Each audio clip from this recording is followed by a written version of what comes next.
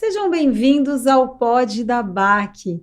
Aqui toda semana você vai encontrar histórias inspiradoras e reveladoras com nomes de líderes do mercado, de empreendedorismo, influência digital e muito mais. Toda quarta-feira às 18 horas nós temos um encontro aqui.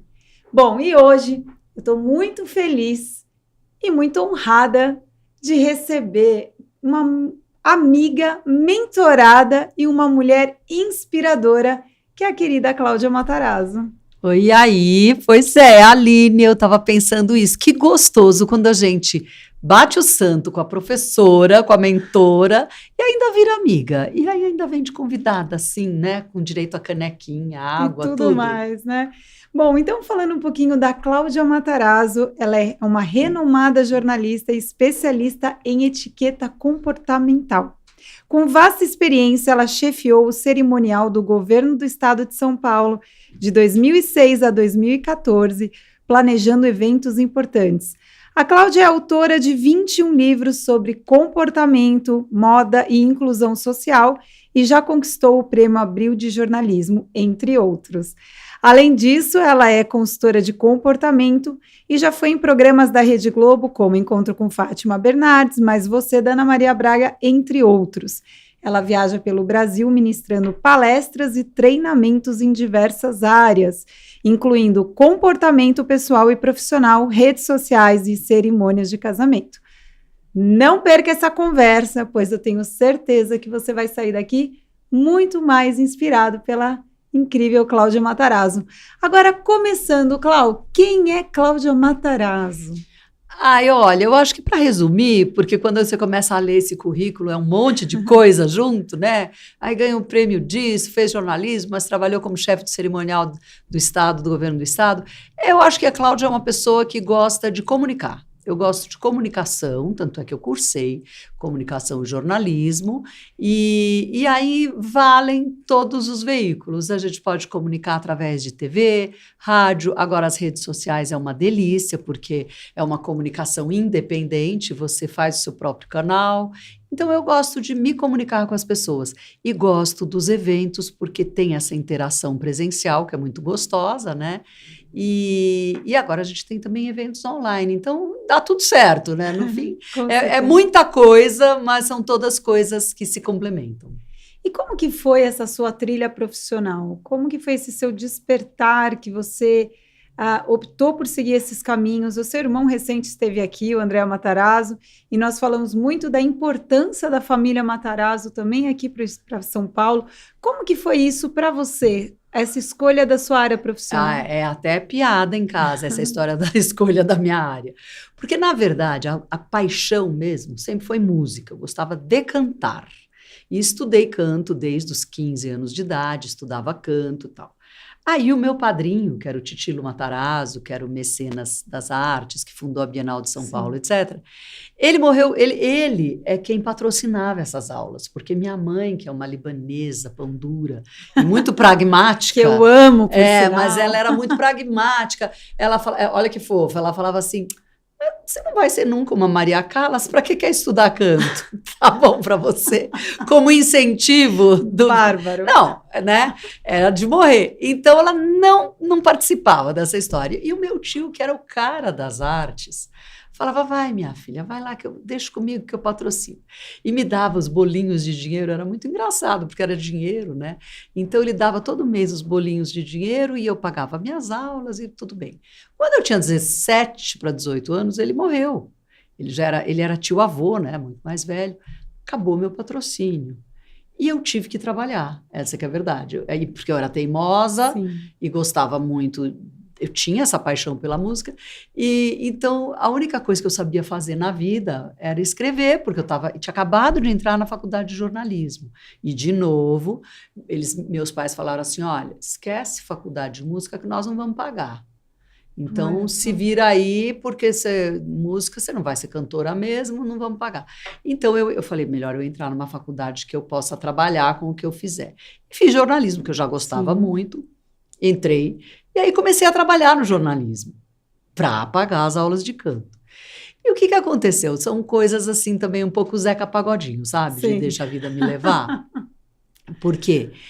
O canto aconteceu na minha vida, gravei um LP, na época era LP, em 88, ou seja, eu entrei na faculdade em 70 e pouco, então foram 10 anos depois, já preparada, gravei um LP, cheguei a fazer vários shows, ganhei um prêmio Sharp com esse LP, mas o que aconteceu?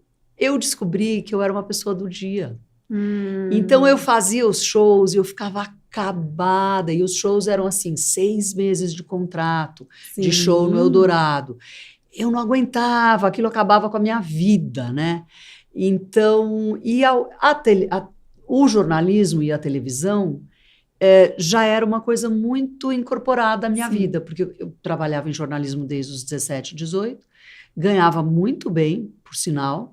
Aí comecei a fazer televisão por conta da Abril Vídeo, inaugurou o braço de televisão, e naquela época ganhava-se muito bem, né? Sim. Com televisão. Hoje também se ganha bem, mas hoje já tem Mudou muitos muito, canais, né? mudou muito, e etc. também mudou muito a forma de se comunicar.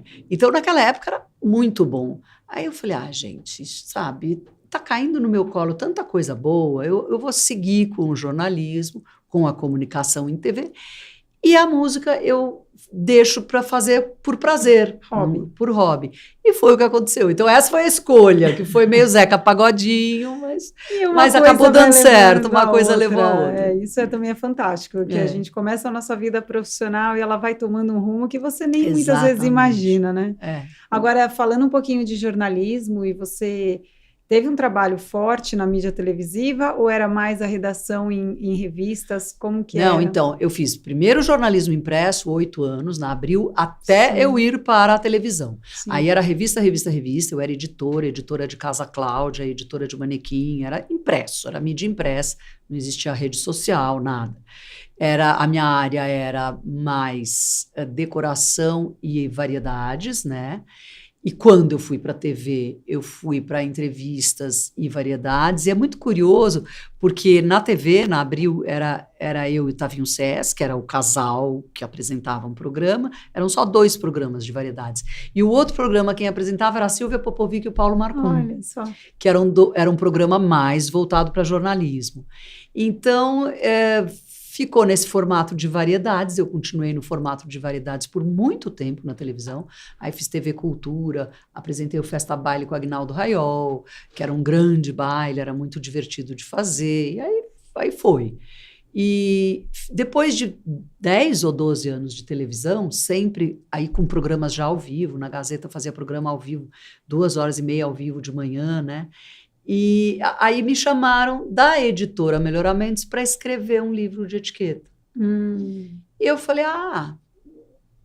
tá aí uma boa ideia, porque eu estava cansada de televisão. TV ao vivo é uma coisa... Sim. Dureza, né? Era demais. Eu estava há muitos anos já.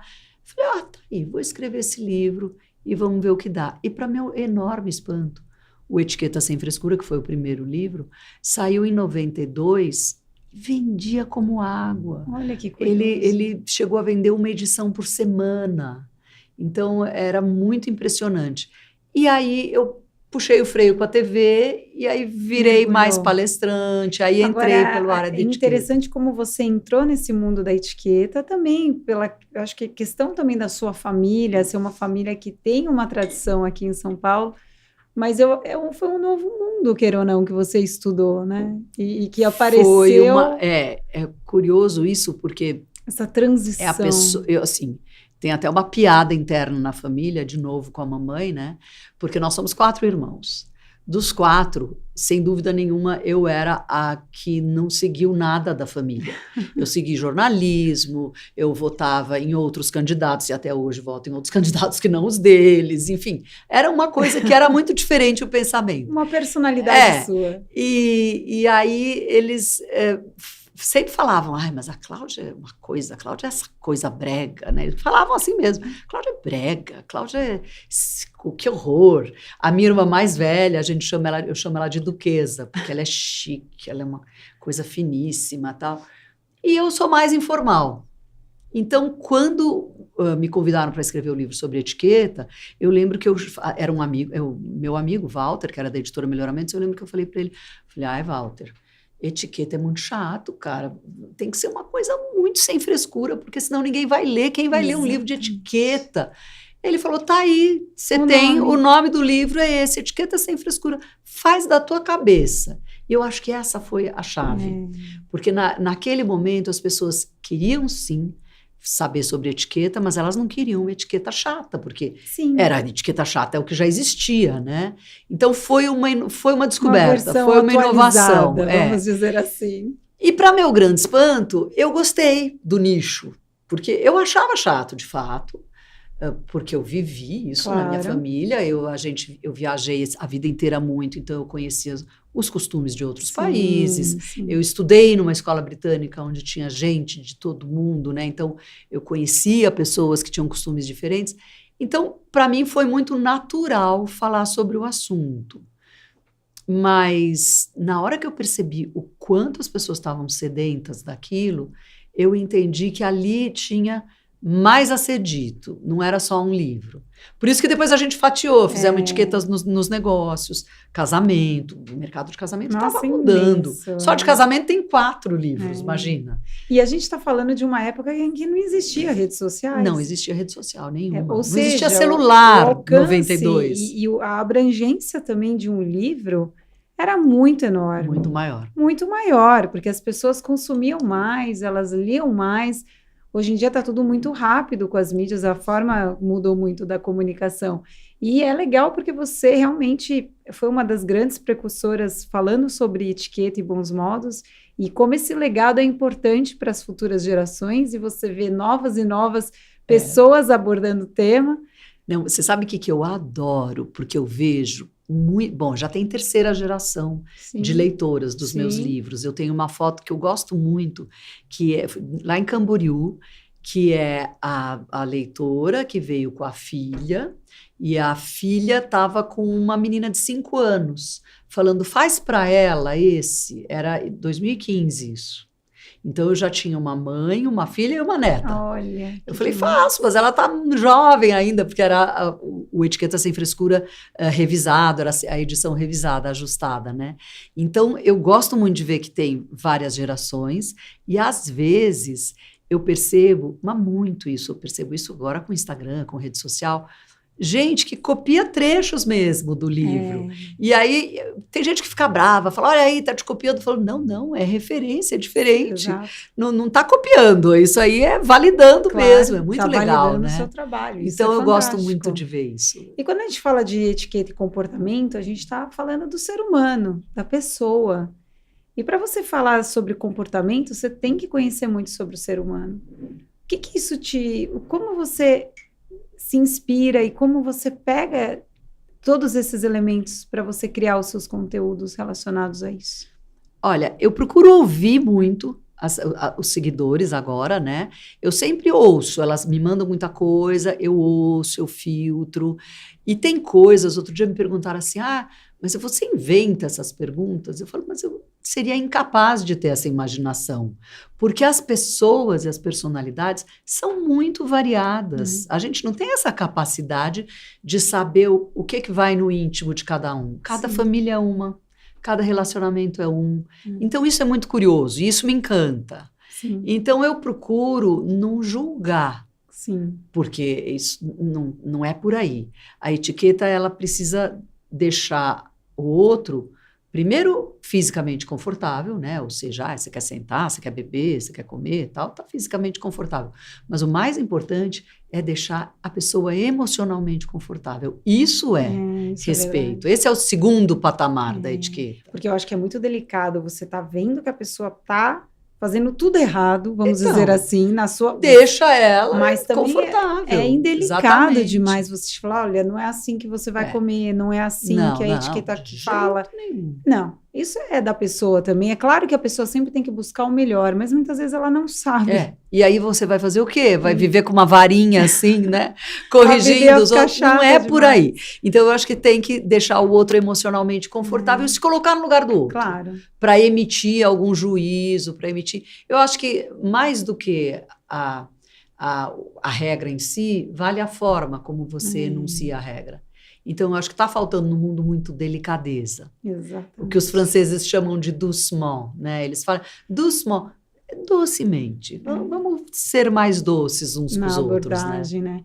Agora, falando um pouquinho da época que você foi chefe do cerimonial do governo do estado de São Paulo, quais foram os maiores desafios e como que foi isso na sua vida profissional, Menina, Cláudia? mas me dá vontade até de chorar quando você fala isso. Eu imagino quantos desafios. Não, foi uma coisa... Porque assim, eu já tinha 10 livros publicados. E aí o governador Zé Serra foi eleito. Ele era amigo nosso de família, meu irmão trabalhava com ele, era amigo dele também. E aí ele me convidou para ser chefe de cerimonial. E eu tinha essa imagem, que é verdadeira, do cerimonial público, de que aquilo é uma coisa muito árida, e é mesmo. Porque eu tenho uma amiga, a Vera Simão, que trabalhou anos com o Paulo Maluf lá atrás, e foi um martírio aquilo para ela. Então eu me lembrava muito bem que aquilo era muito difícil. E eu lembro que eu falei para ele, não vai dar. Não, Zé, isso não quero, tal. E ele, com aquela delicadeza que lhe é peculiar, falou, que adianta você escrever 10 livros sobre esse assunto se na hora de ocupar um cargo à altura você diz não? Ui. Aí eu tive que encarar. E mal sabia eu aonde eu estava amarrando a minha bolsinha. Porque o cerimonial público é difícil, mas de São Paulo é dificílimo, porque São Paulo tem status de país dentro do Brasil. Então foram 7 anos de muita emoção. Eu tive que aprender as coisas com o trem andando. Eu tive graças a Deus, um grande anjo da guarda, que foi o Mário Ameni, que hoje é meu sócio e era cerimonialista, estava lá perto para ajudar, me ajudou no primeiro evento com o Papa Bento XVI, e eu falei, daqui você não sai nunca mais. Você vai ficar. Né? É com você que nós vamos fazer. Brigamos muito, 7 anos seguidos, mas foi um casamento que acabou dando certo, porque ele era muito detalhista, muito experiente, e eu tenho o jogo de cintura e a informalidade que falta ao cerimonial público. Então, eu brincava, eu falava, gente, pelo amor de Deus, a autoridade também faz xixi, eles precisam respirar, eles precisam dar risada, esse evento tá chato assim.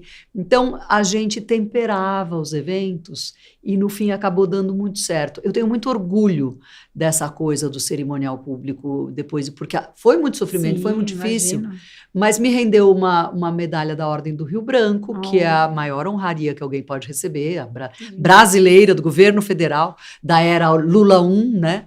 Então, eu fico muito orgulhosa com isso, porque não é qualquer um que recebe essa Ordem do Rio Branco, porque os eventos acabavam dando certo. Olha só, e qual foi a personalidade, a autoridade que você falou, nossa, tô conhecendo, Teve alguns, tô conhecendo. Preparando.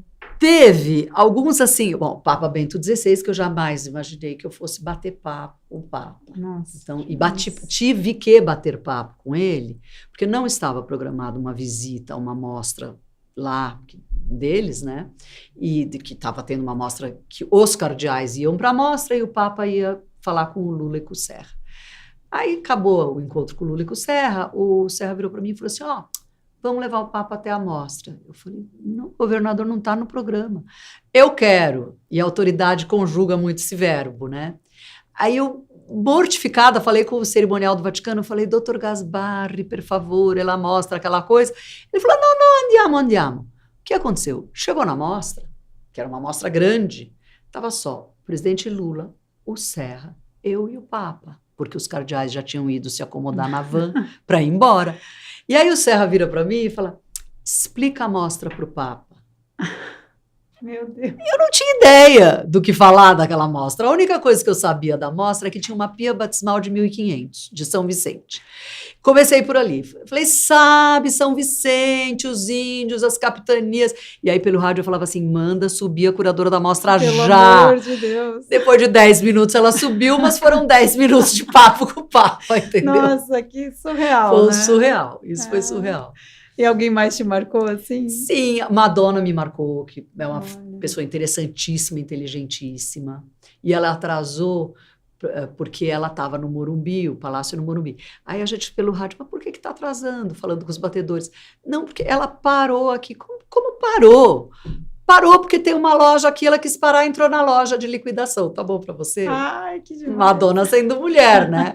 Ela parou, tinha uma promoção ali, eles entraram ali pelo portal do Morumbi, tinha uma loja, ela parou. E ela quis parar para fazer compras. Parar. Exatamente. Deve ser muito curioso também, muito desafiador, porque eram outras questões envolvidas, de repente você está entrando num outro nicho, que é o cerimonial. Não, é muito interessante, mas você tem que amar de paixão e é uma coisa que você tem que ter um plano C e D, não é só o B. O B é o óbvio. Sim, né? sim. Então é muita emoção. Eu não tenho mais idade para tanta emoção. Sim. Se você foi bom, mas agora eu prefiro dar aula. Exatamente, porque realmente a comunicação, o interessante de você ter isso de skill e focar em comunicação, é que ela abrange várias áreas.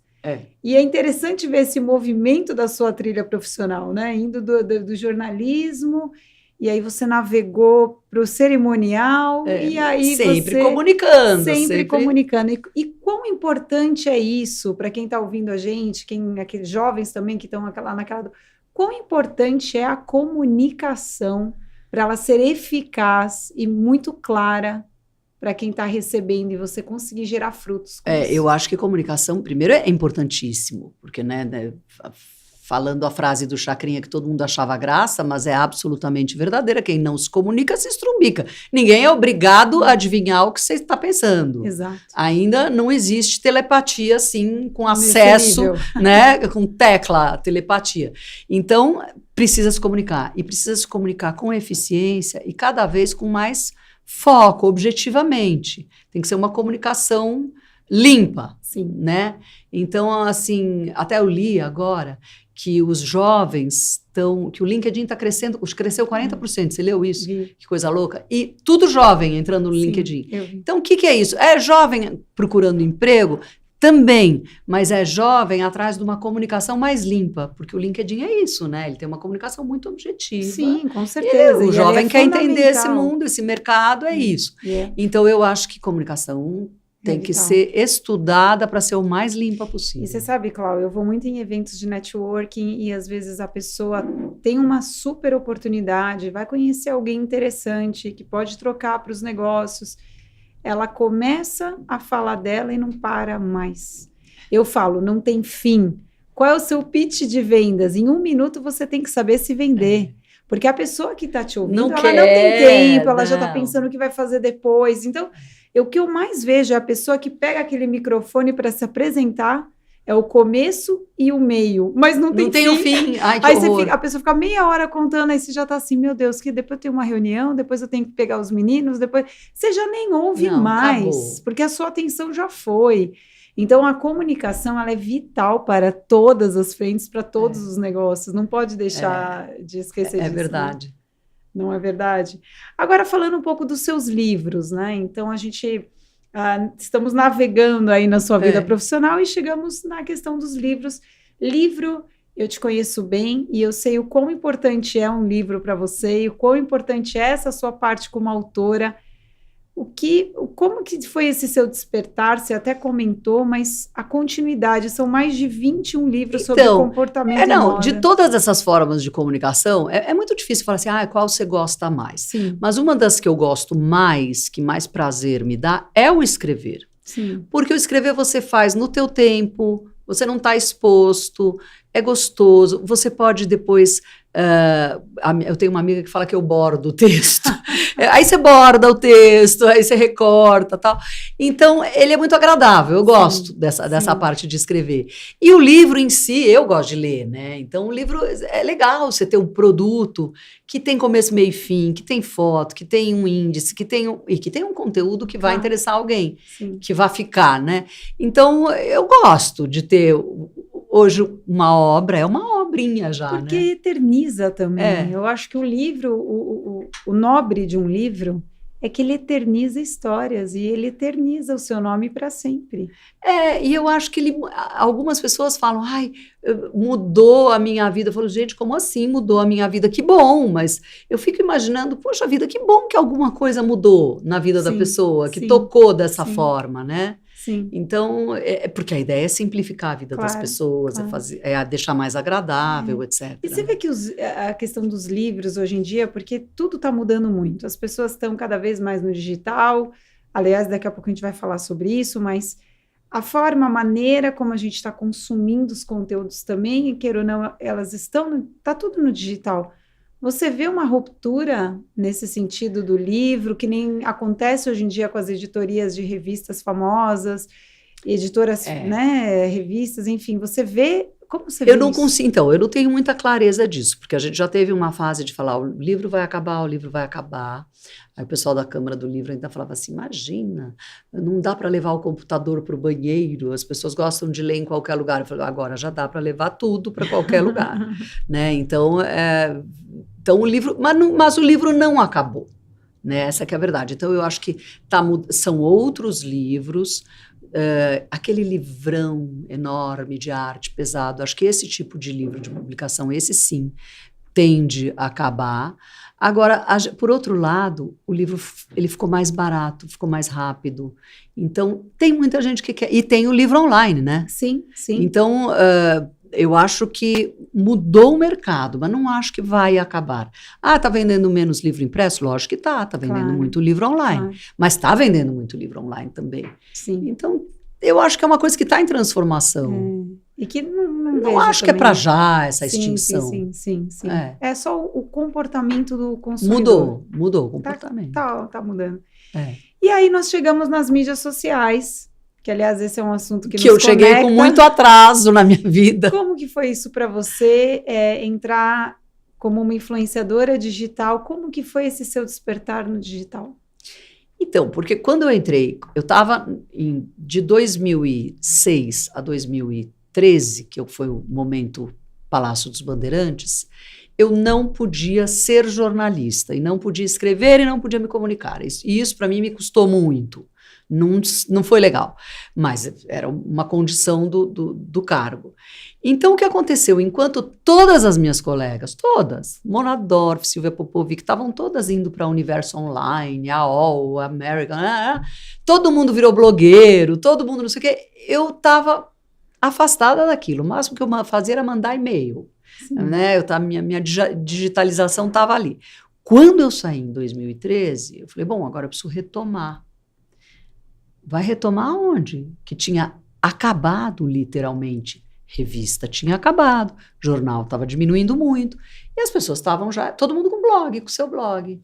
Aí eu falei, eu não sabia por onde começar. Então eu tive que desenvolver um blog, devagar, aprender a mexer. Mas o que mais me deu prazer foi o Instagram, que foi aí onde a gente se conheceu. Porque acho que é mais ágil, sei lá por quê. E aí eu falei, depois que eu fiz as pazes com aquilo, né? Falei, bom, agora é isso, então, essa a comunicação. Esse despertar de muitas pessoas, e eu percebo uma diferença nítida, foi na pandemia. Mas aí foi outro despertar. Eu estava desde 2015, já 14. Muita gente entrou e não sabia como mexer, não sabia como se divulgar, de repente só virou o Instagram, a única forma de se divulgar, de conversar com o mundo. Não, sem dúvida, aí a pandemia agilizou todo esse processo. Exatamente. Mas foi... E hoje eu acho muito interessante, porque eu falo, gente, você tem o seu próprio canal, né? E para quem, como eu, começou lá atrás, com TV analógica, com microfone amarrado na perna, que era microfone amarrado na canela, o fio e o microfone aqui, né? Então, hoje, você pegar um telefone, gravar qualquer coisa e editar já aqui, e é tudo muito rápido. É muito Agora, bom. O curioso também é que você já cantou até em novelas, que eu sei. Não, então, continuo cantando. Continua cantando. Quando veremos a Cláudia Matarazzo cantando? Mas vamos fazer um showzinho aí, um pocket, em breve. Com certeza. Teve pandemia que atrapalhou, né? Agora vamos voltar até com engraçado isso. Falar que você sempre comenta assim, nossa, mas... eu sempre falo, mas o digital não era muito meu amigo, tudo dava errado, né? Passava aqueles perrengues nos bastidores. Sem dúvida. Mas o importante já ir também se desbravando e conquistando, enfim, quando a gente começou na mentoria e depois quando você foi evoluindo, qual é para você a importância, você tem uma responsabilidade muito grande com o seu público. Então, as pessoas carecem por hoje eu informações. percebo como isso é importante, porque eu me lembro, eu nunca trabalhei na Globo, tá? Então, isso para mim é uma referência. Eu fui, por muito tempo, consultora da Globo, no Mais Você e tal, mas nunca trabalhei de ter programa na Globo. Os meus programas eram sempre em TVs mais alternativas, como a Gazeta, a Cultura. Portanto, eu tinha um Ibope, mas era um Ibope muito pequeno. Era um Ibope pequeno. Mas as pessoas me reconheciam muito na rua, na época, lá atrás, tá? Até por causa do Festa Baile. Então, aquilo ficou muito, assim, reconhecido. Parei de fazer TV, entrei para o governo e tal, você vira outra pessoa. E com o Instagram, de repente, eu comecei a ver, agora não tem como, eu ando na rua, no supermercado, eu adoro o que você faz, eu não sei o que. Eu falei, gente, eu voltei a fazer televisão e não sabia, né? Então, isso é uma responsabilidade. Com certeza. É muito interessante isso já vem de uns 2 anos para cá, eu falo, nossa, não dá mais para sair desarrumada, aquela coisa. Assim. E as pessoas reparam, né? Poxa, olha, eu vi a Cláudia. Não é nada daquilo, estava acabada no supermercado. Não, como diria o Taleb, não podemos, não devemos, tem que estar bem alinhado para poder ir no mercado. Exatamente. E sempre vai encontrar alguém, mas não tem como, agora eu já sei que não tem como. Até outro dia porque eu andei voltando a pôr máscara, e aí eu falei assim, acho que eu vou começar a sair só de máscara, mas não adianta, o cabelo, a mecha do cabelo todo mundo e a reconhece. tendência é aumentar cada vez mais, porque você vai aumentando a sua comunidade cada vez mais, é progressivo, faz parte, né? E isso é muito interessante. Bom, eu queria agradecer a Tegra Incorporadora, nossos parceiros aqui no Pod da BAC. Eles estão há 45 anos transformando a vida ao seu redor. A Tegra possui imóveis nos melhores bairros de São Paulo, Perdizes, Brooklyn, Moema e muito mais. Então não deixa de conferir o site tegraincorporadora.com.br para você alugar ou comprar um imóvel certo para você. Cláudia, vamos lá.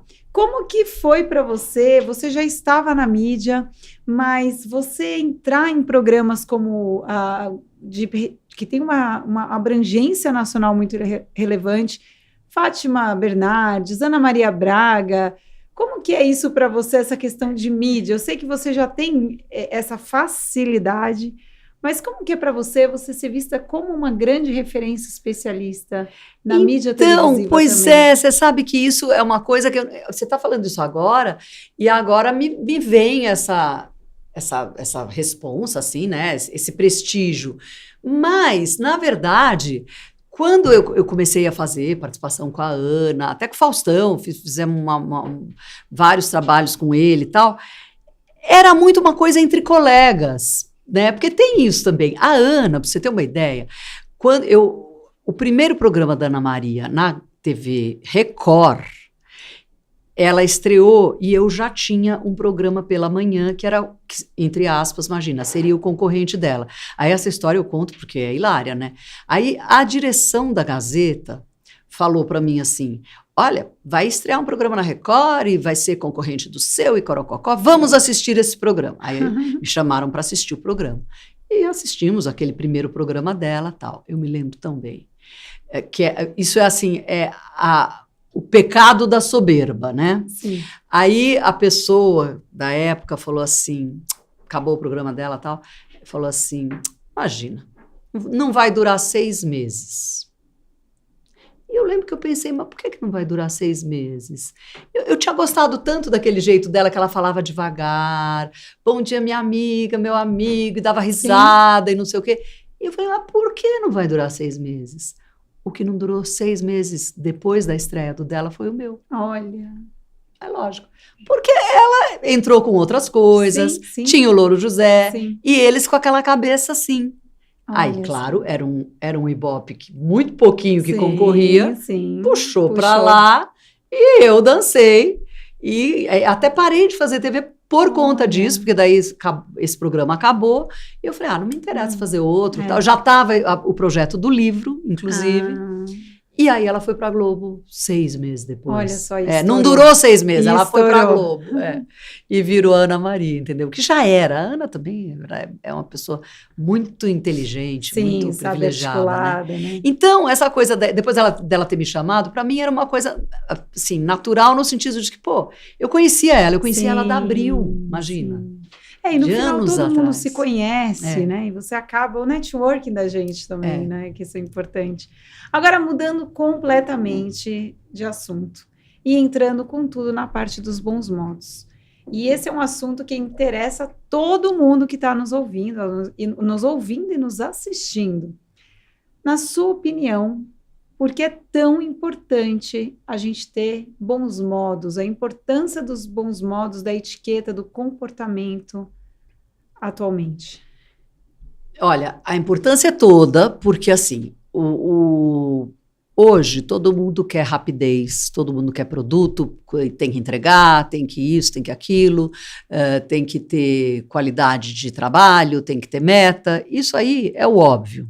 Sim. Então é um mercado com uma concorrência terrível, muito forte. Qual que vai ser a diferença entre dois craques? Dois craques que entregam tudo. É o cara que entrega isso e acabou, e o cara que entrega isso, mas que também tem um bom relacionamento com o cliente, sabe envolver o cliente, ou a chefia, ou o fornecedor, com um clima de prazer, no sentido de que a pessoa quer voltar a trabalhar com ele, quer fidelizar esse vínculo. Então, a etiqueta, quando a gente fala em etiqueta, eu não gosto da palavra etiqueta, mas não tem outra. É o comportamento mesmo, né? Então, esse comportamento, esse conjunto de atitudes, é que vai definir se você fideliza o teu cliente, se você mantém o teu emprego. 70% dos casos de demissão acontecem por pisada na bola, por atitude errada. Não é porque o cara é ruim, não, é porque pisou na bola. É isso. E 70% das perdas de clientes no varejo acontecem por falta de bom atendimento. Olha que coincidência, é os mesmos 70%. Porque o cara, concorrência é menos de 10%. Olha. Você vê? E como lojas, lojistas e vendedores têm que se ligar nisso? Quantas vezes você Só entra em nisso. lojas, tá a menina no celular, nem olha para você, não te dá assistência, eu saio.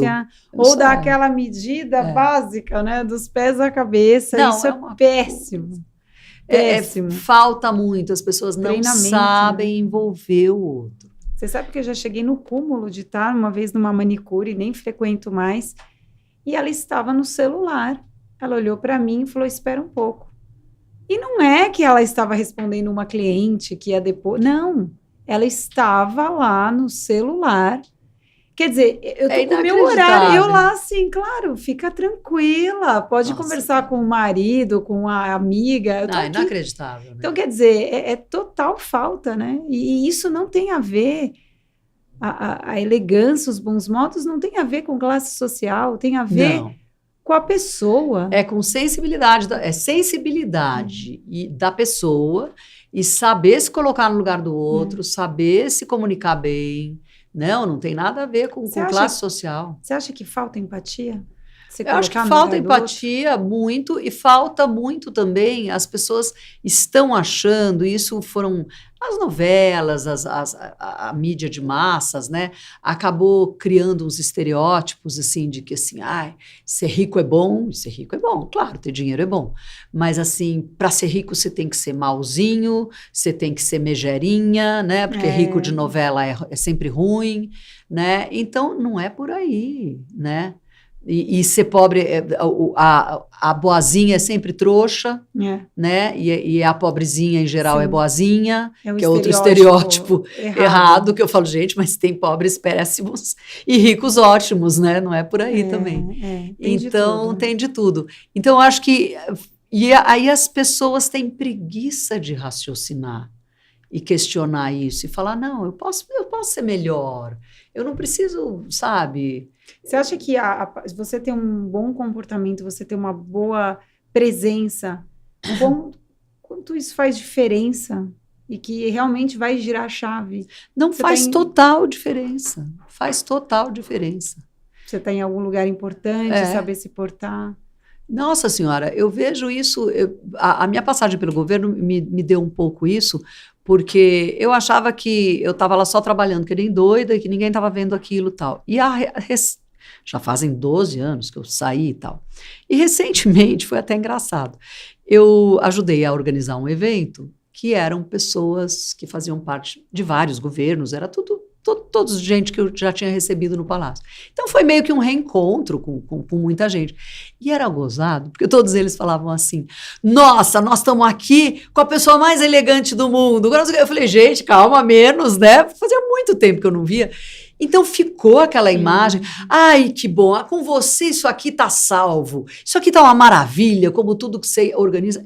Nem estava essa maravilha toda, mas eu acho que é uma coisa de postura, Sim. né? E de você estar sempre lá, pronto para receber, para resolver o problema, para acolher. Eles se sentiram. Eu falei, nossa senhora, então valeu alguma coisa, né? Foi muito interessante. E o nosso nome é tudo no final e o também. Nome é como tudo. que fica o seu posicionamento? Uma vez eu escutei uma frase que eu sempre uso nas minhas mentorias: posicionamento do seu nome, posicionamento da sua marca, é o que falam de você quando você não está na sala. Nossa, isso é muito importante. Ou seja, é o que você fica. Não, e aí você ouvia assim, até tinha uma mesa que tinha uma mesa que eram vários ministros, né? A outra mesa eram todos embaixadores, ainda eu brinquei, eu falei, o quê? Vocês já tomaram conta da mesa? É só embaixador nessa mesa? Aí eles falaram, mas só se você deixar. Eu achei tanta graça. Falei, quem sou eu para falar alguma coisa? Falei, tá deixado, tá ótimo. Tá tudo certo, né? Agora nós falamos da importância e dos benefícios, agora eu quero que você fale o que não fazer, o que é péssimo, se você fosse elencar na parte de etiqueta, o que não se deve fazer para você não queimar o seu filme em lugares corporativos, no ambiente social, o que você fala que é péssimo? Eu sei que tem várias coisas. Tem várias coisas, mas eu acho péssimo, um dos péssimos, eu acho que assim, beber demais, tá? Gente que bebe demais, ou empresa, festa da empresa, não adianta que, mas era festa, mas era empresa, não é para beber demais. Não, aí depois dá fofoca. Queima o filme, dá fofoca. Mesma coisa ainda, gente, eu, Cláudia, acho que não tem nada a ver essa história de não poder namorar ninguém na empresa. Aí eu leio no jornal que, eu acho que foi nos Estados Unidos ou aqui, está tendo uma volta ao desaconselhar namoro nas empresas, porque tem dado muito problema, porque não sei o quê, porque... Então, isso é uma coisa que, você podendo evitar ou manter uma atitude sóbria. Sim. Porque, gente, eu namorei muita gente na empresa, então eu acho isso péssimo, porque era muito divertido até. Mas você tem que ter uma postura. Claro. Não é um namorar qualquer nota na empresa, entendeu? Exatamente. Existe uma fofoca. Queima o filme, exatamente. Queima o filme e até o profissional pode ficar queimado muitas vezes. Então não é por aí. E tem um monte de coisa, né? Eu acho que assim, a pessoa que fala demais e fala muito alto, cansa e se expõe desnecessariamente. Ouve e respira, e depois respira de novo e daí pensa antes de falar. Eu acho que são 3 etapas antes de falar, sabe? As pessoas... Hoje está todo mundo querendo falar muito e postando muito e sem pensar. Eu acho que até no digital também a gente vê isso. Vale para o digital. Offline, né? Então a pessoa clica, aperta o botão ali, enter, colocou nas mídias. Pronto. Por que você falou isso? Porque aí perde seguidor, perde credibilidade. Você está construindo a sua reputação online e você perde ela muito rápido. É verdade, Tem isso também. Eu sempre falo, é útil, as pessoas querem saber antes de apertar. É útil, exatamente. Vai ajudar quem? Vai agregar alguma coisa para alguém? Se não agregar, fica quieto, porque provavelmente vai desagregar para você. O que você acha da falta da higiene pessoal também, principalmente no ambiente de trabalho? Pessoas que comem, levam... leva a marmita, come ali na mesa do escritório, é ruim, né? E também fica cheiro... tem que pensar, eu acho que hoje as pessoas estão muito assim, eu vou fazer o que me convém e dane-se o outro. Tem muito isso, né? Não, basta ver, Aline, tudo, né? A história do Pix. Agora tudo é Pix. Não, eu vou casar, então você me manda, eu quero por Pix, já põe no convite o Pix. Mas quem falou que eu quero te mandar um Pix? Eu vi, você até fez um post disso, Então, mas né? casar é de menos. Aí assim, ó, chá de bebê, você leva a fralda da marca tal, o presente pro bebê, porque a fralda não é um presente, e o Pix para ajudar na festa? Oi? Eu não quero no seu chá de bebê, minha filha. Tá muito caro Esquece esse chá de bebê. Tudo é assim. Então, existe uma deturpação. Isso é uma deturpação. Não é desse jeito. Antigamente era o corte da gravata no meio da festa. A pessoa cortava a gravata. Que ainda era bonitinho, era breguinha, mas era bonitinho, tal. Mas pelo amor de Deus, né? Pix é Pix é muito. A não ser que você tenha muita intimidade, às vezes algum padrinho do casamento. Aí sim, familiar. Mas aí é uma coisa entre os dois que já fala, né? Mas é complicado mesmo. Tem umas coisas que não. Gente, dinheiro não se pede, ponto. Ou você ganha. É verdade. Né? Ou você ganha de alguém, mas não se pede. Agora, falando um pouquinho e continuando nesse assunto de redes sociais, como você vê essa dinâmica das relações nas redes sociais? Como você vê isso? Até onde que vai o limite do que é aceitável ou não? Eu acho que está muito ainda em desenvolvimento. A gente não tem uma dinâmica, né, avalizada. Às vezes as pessoas até perguntam, e a etiqueta de rede social? Gente, a etiqueta de rede social está em transformação, né? Porque há 10, 15 anos atrás, você mandasse um convite por WhatsApp ou por e-mail, era considerado uma coisa meio estranha, ninguém ia levar a sério. Hoje é tudo por WhatsApp, convite, etc., inclusive de casamento, né? Então, e ninguém acha tão estranho. Então, eu acho que está tudo muito em transformação, os relacionamentos, a forma de se relacionar, mas por isso mesmo, eu acho que a gente tem que ter uma referência. Como é muito diferente, a gente tem que ter uma referência. Qual que é a referência? É como eu me sinto bem ao vivo. Eu não vou falar uma coisa que eu não falaria ao vivo para ela, a 1 metro da pessoa. Por que eu vou falar isso só porque eu estou escrevendo e ela não está na minha frente, e aí ela vai me responder, e aí vai virar um bate-boca virtual? Exato. Não tem cabimento. Como você lida com os haters? Então, você sabe que outro dia, pela primeira vez na minha vida, eu bloqueei uma pessoa. Porque tem gente que fala assim, eu bloqueio de uma vez. Eu falo, não bloqueio, em geral eu respondo.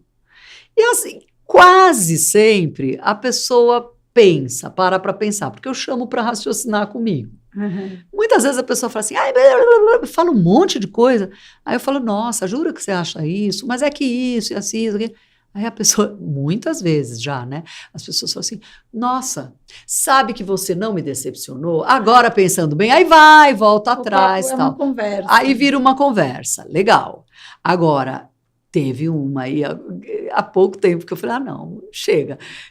Porque a pessoa deu 2, assim, que ela não precisava ter dado. E aí quando eu vi que era a mesma, eu falei, essa pessoa eu não quero na minha rede. Não precisa ter pessoas tóxicas. Não, aí bloqueei. Mas foi uma. Olha, em 10 anos de rede, 15 anos de rede, foi uma. Porque às vezes a pessoa fala, ela não tem o mesmo ponto de vista.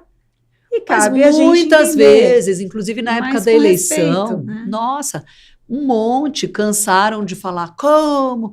Que isso? Nunca imaginei isso de você. Aí eu respondia, olha, mas assim, assim, assim. Aí não é que elas conversavam de volta? Algumas até, olha, eu vou pensar no que você está falando, outras não. Respeito o que você está fazendo. Então, existe um respeito. E eu acho que a gente vive em tempos que as pessoas não... Elas estão com baixa tolerância. Você Nossa, sente que nenhuma. É um fio de cabelo, né? Então, é uma relação muito... Tá muito complicado você estabelecer, porque a pessoa acha que a verdade dela é absoluta. E que eu não vou ouvir o que a outra está falando. Não, e essa coisa do sincericídio, entendeu? É absoluta. Eu tenho que falar a verdade, eu tenho que ser eu mesma, não importa o outro. Não, você não tem que falar a verdade o tempo todo para qualquer um. Sim. Fica quieta, omite. Não é mentir, omite. Omite, exato. Ouvir mais Fica na e sua, falar, né? E entender também a versão do outro. Ouve o outro. É uma troca. Exatamente. É a tal história da troca, né? Agora, falando sobre o nicho de casamento, e a gente vê tantas gafes e os noivos acelerados, né? Cara, o cerimonial de casamentos, como que é isso? Então, mas isso, um dos problemas é que o cerimonial, a gente tem pouca gente qualificada para cerimonial. Sim. Até a gente tem um curso de cerimonial que a gente faz online e tal, E que aí que você percebe, porque quando os alunos falam, nossa, eu não tinha noção que era assim, eu falo, pois é, e a pessoa já está trabalhando há 20 anos em cerimonial, Claro. quando faz o curso fala, nossa, não sabia que era assim. Então, eu acho que as pessoas precisam pesquisar mais, estudar mais, antes de aderir. E cerimonial de casamento, como é festivo, é social, o pessoal acha que vale tudo, e fica um circo, né? Então, não é bem por aí. Sim. E assim, eu vejo, tem umas coisas assim, essa história de madrinha, né? Ah, não, madrinha tem que ser todo mundo com vestido igual. Não tem que ser. E aí obriga a pessoa a usar aquele modelo, pagar um vestido novo. A menina não quer, o corpo dela não quer aquilo. E assim, antigamente ainda tinha essa coisa que a noiva pagava o vestido da madrinha, já que queria aquele. Agora nem isso. Não. Então a madrinha...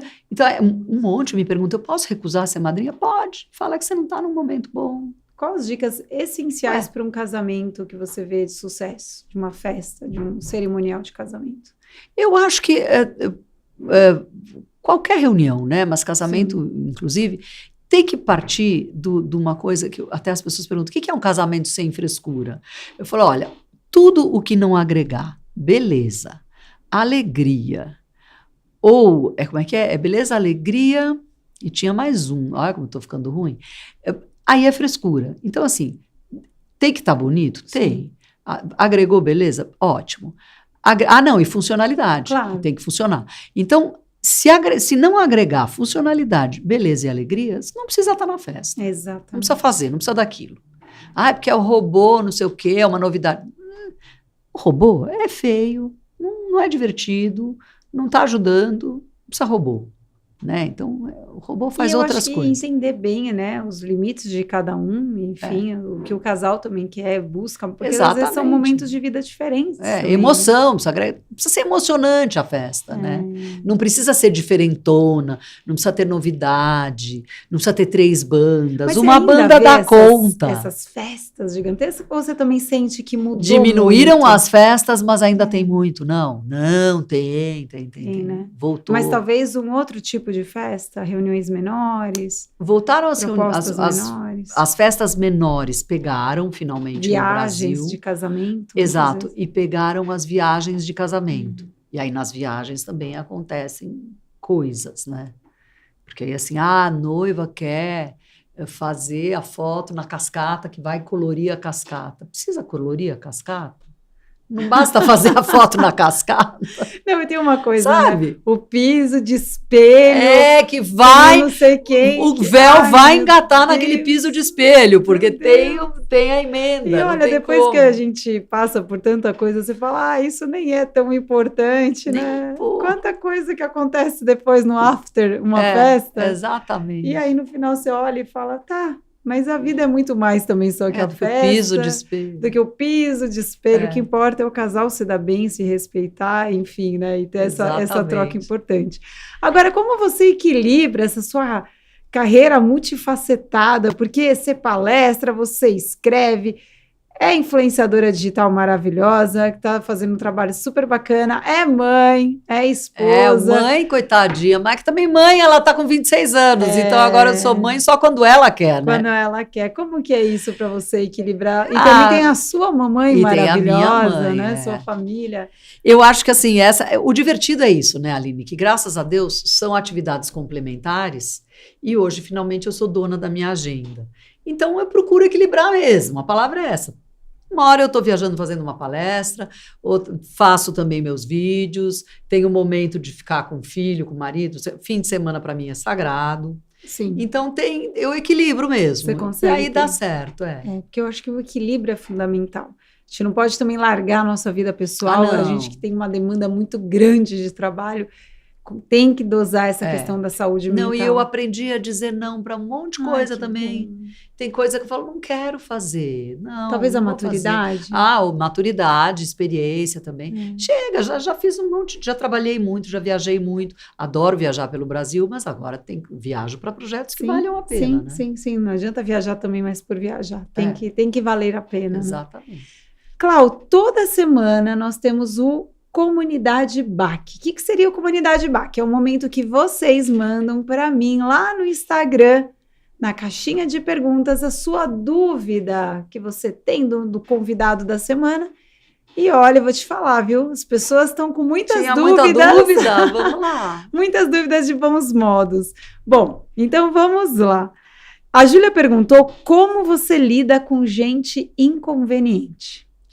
Nossa, eu procuro, assim, ou eu me distancio, saio, ou eu já corto o assunto, ou eu, dependendo da inconveniência, eu falo, gente, o que é isso? Porque, da onde veio isso, né? Depende da inconveniência. Ou seja... Não, com firmeza. Como é que eu lido? Com firmeza. Com firmeza. Gente inconveniente não merece suavidade. É verdade. Às vezes você quer ser educado ao extremo também, não precisa... Né? Fernanda perguntou, em festas, preciso cumprimentar um por um ou dar um boa noite coletivo? Não, pode dar um boa noite coletivo e quem você cumprimenta imediatamente ao chegar são os donos da casa, só. O resto você dá uma boa noite geral ou vai cumprimentando conforme encontra.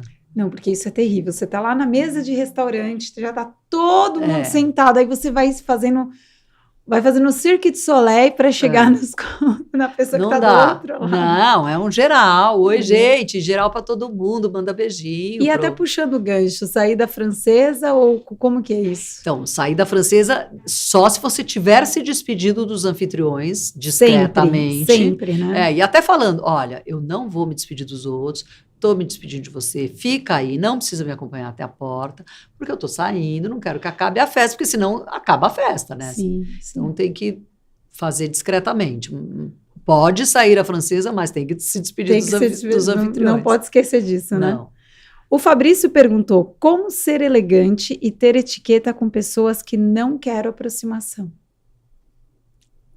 Você tem que manter a não aproximação, Fabrício.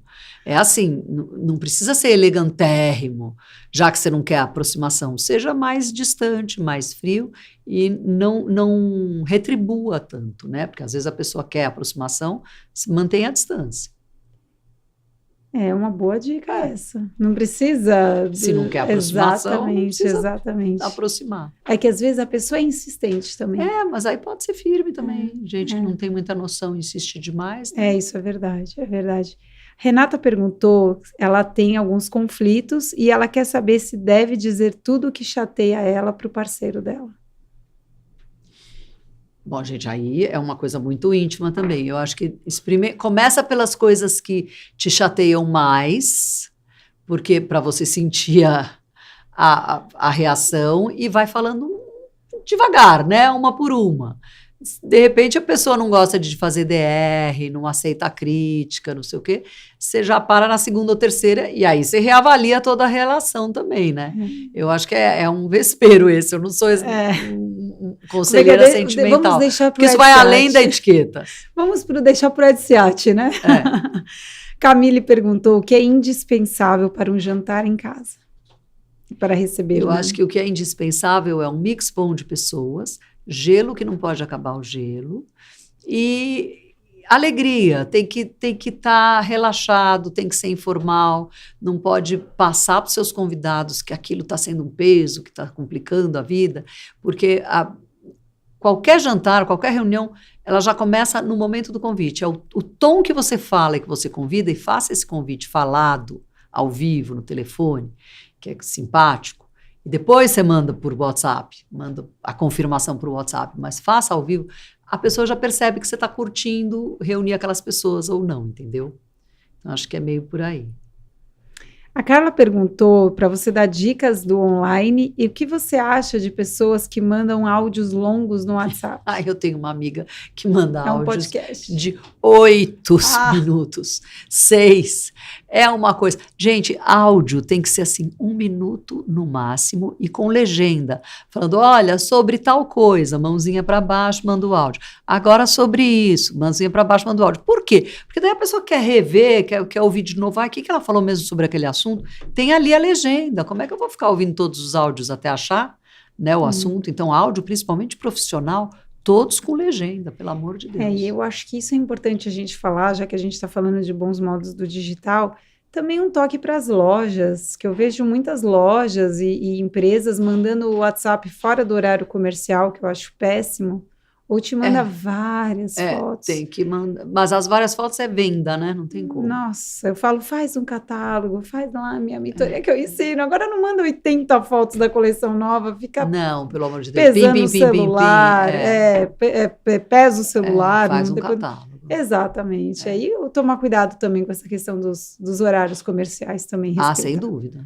E caixa alta. Não, caixa alta é feio, né? Ruim. Te incluir em grupos e te dar aquelas mensagens de novena, e pode sair do grupo. Se te incluíram num grupo que você não quer, você pode pedir licença e sair. Falar, olha, gente, não estou dando conta, prefiro ver vocês pessoalmente, estou usando só grupos de trabalho agora e pronto. Sai fora. O Eduardo perguntou, o que você acha da pessoa visualizar a mensagem e não te responder? Eduardo, isso é uma coisa a nossa ansiedade do dia a dia. O Instagram, ele criou até o você desativar o azul, de tanto que as pessoas ficam ansiosas na hora que elas veem o azul. Então, o problema não é a pessoa visualizar e não responder. O problema é a gente achar que a pessoa tem que responder na mesma hora. Não tem. Ela visualizou, ela pode não estar podendo digitar naquele momento, ela pode não ter nada para te dizer naquele momento, não ter tomado uma decisão. Então, muita calma nessa hora. O azulzinho está lá para você saber que visualizou. Mas passou muito tempo. O que é muito tempo? Tem gente que depois de meia hora já acha que tem que responder. Não. De repente, ela tem este tempo para responder só no dia seguinte. E vai responder. Então, depende do que é, da urgência, e eu acho que a gente não pode exigir que todo mundo esteja no ar o tempo todo. Isso é verdade. E tem que ter calma também. Tem que ter calma, exatamente. As pessoas são muito ansiosas, às vezes... Antes do WhatsApp, a gente esperava 1 ou 2 dias ou 3 pelo retorno de um e-mail, porque também ninguém respondia e-mail na mesma hora. Não, e as pessoas querem, você não respondeu minha mensagem, calma. Não respondi mesmo, estou no supermercado, sou obrigada a parar a minha compra. Tiago escreveu, assunto polêmico. Palito de dentes, o que acha? Não, polêmico não, é horroroso, Tiago. Não tem como você ser elegante palitando dente, nem com a mão na frente aqui, ó, não dá certo. É assim, vai pro banheiro e usa fio dental, que é melhor. Vai ser mais, é melhor pra tua gengiva. É sensacional. Não, pelo amor de Deus. Miguel perguntou, sou comprometido, devo beijar mulheres no rosto e abraçar elas em fotos?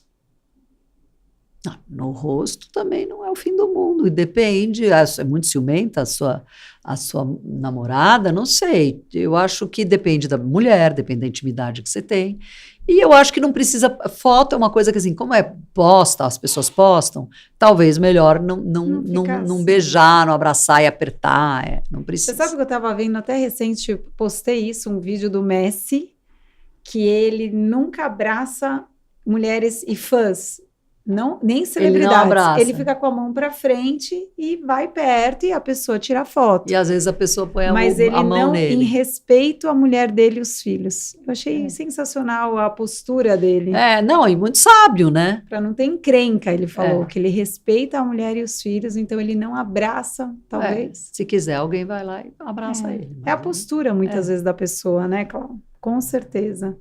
Bom, no trabalho, como lidar com colegas que levam e traz? A Marina quer saber. Ai, credo.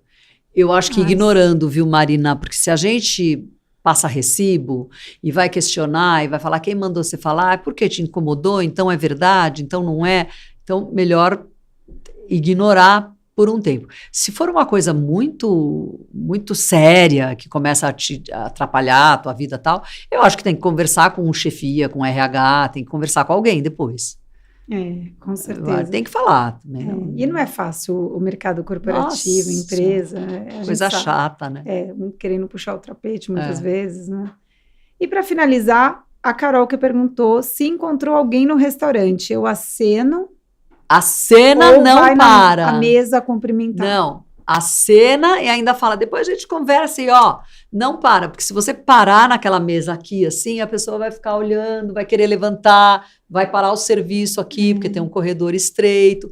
Então, a cena. Oi, tudo bom? A gente se fala depois. Acabou. Porque muitas vezes a pessoa para de comer. Não, para e fica conversando com a outra. A comida esfria. inferno. Aí fica conversando e a outra aluga, porque ainda não sentou. Exatamente. Então, quer dizer, são momentos diferentes da refeição. Exato, dá uma dó.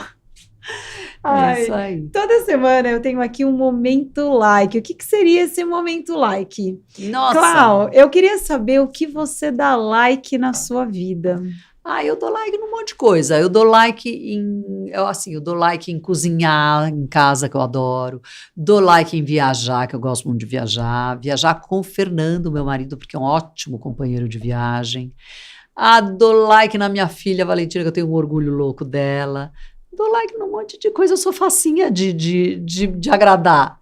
Dou like em cinema, que eu adoro, tenho ido pouco, mas quero voltar. Ou seja, os bons momentos. Os bons momentos da vida. Com pessoas. E dou like em encontros presenciais. Eu adoro estar com gente, conversar, discutir as coisas. Faz toda a diferença, o tete a tete. Dou like em aprender, eu gosto de aprender coisa nova. Sim, absorver. E qual é o seu propósito de vida, Clau? Meu propósito de vida agora é assim, primeiro é viver um dia por vez, porque com 64, Aline, a gente vê que a gente tem menos tempo de vida do que a gente gostaria, não tem como, né? Então, não acho que eu vou viver até 128. Sim. Então, eu acho que a gente tem que aproveitar e resgatar coisas que eu ainda não fiz e que eu gosto de fazer. Então, realmente estou voltando a fazer coisas que eu fazia tempo que eu não fazia, e projetos vamos fazendo. O propósito é esse. Que legal, que legal. Para mim foi uma imensa satisfação ter você aqui comigo, por N motivos, e o principal que eu acho você uma mulher admirável, inspiradora, que renasce a cada obstáculo que passa, uma mulher forte, uma fênix. Vamos lá! Uma fênix, e você tem uma responsabilidade muito grande com o seu público, você passa um conhecimento e as pessoas absorvem esse conhecimento, você tem um legado muito bonito, então eu quero te agradecer imensamente por estar aqui comigo, por eu fazer parte também da sua jornada. Obrigada, Nossa, Clau. Imagina, eu quero agradecer a Aline também aqui, Aline, porque você sabe o quanto foi importante o nosso encontro, né? Foi muito importante o nosso encontro. Então, acho super legal quando você dá esses toques da responsabilidade, do legado, que bom, porque é tão bom a gente se ver através do olhar de outras pessoas. E fico muito honrada. Então, vamos juntas, né, em direção a novos projetos e cuidar desse legado, que é importante. Com certeza. Então, se você quiser saber mais, aprender sobre bons modos, comportamento e etiqueta, não deixa de seguir a Clau Matarazzo no Instagram e também me seguir, a Aline Bach, vai ser um grande prazer. E na semana que vem eu te encontro para outro programa, mais um do Pod da Bach, toda quarta-feira às 18 horas. Muito obrigada pela sua companhia.